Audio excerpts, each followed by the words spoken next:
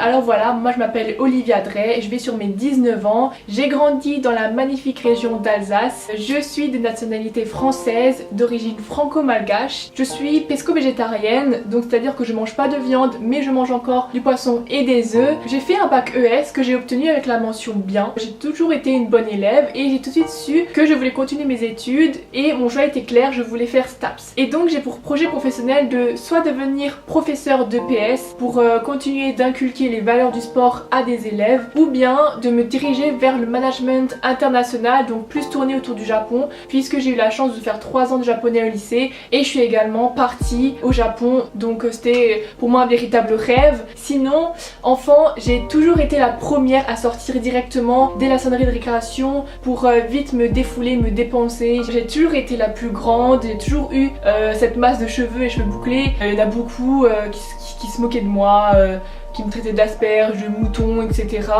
Et vraiment le sport, dès ce plus jeune âge, m'a permis de me vider la tête, de penser qu'à moi, de prouver ce que moi j'étais capable en fait, de pas faire attention aux critiques des autres. Et donc après, j'ai poursuivi le sport, j'ai commencé par 1 an d'équitation, ensuite j'ai fait 7 ans de gymnastique, ce sport qui m'a inculqué les valeurs du perfectionnisme, de toujours répéter, de toujours faire le meilleur de soi-même, d'apprendre à chuter et toujours se relever. Donc j'ai également entraîné un groupe de gymnastes. Pour moi c'était vraiment un réel plaisir de partager un sourire autour d'un même sport. Et donc aujourd'hui je pratique de l'escalade occasionnellement et bien sûr de la musculation parce que c'est dans ce sport que j'ai retrouvé toutes les valeurs auxquelles je me suis attachée. En fait ces valeurs du sport ont véritablement été ma façon de penser, ma façon de vivre, et c'est pour ça que la musculation c'est vraiment un sport où je peux donner le meilleur de moi-même, toujours aller plus loin. Évidemment j'ai échoué, ça arrive que j'étais pas contente de mes séances, mais c'était pas pour autant que j'allais abandonner, c'était pas envisageable.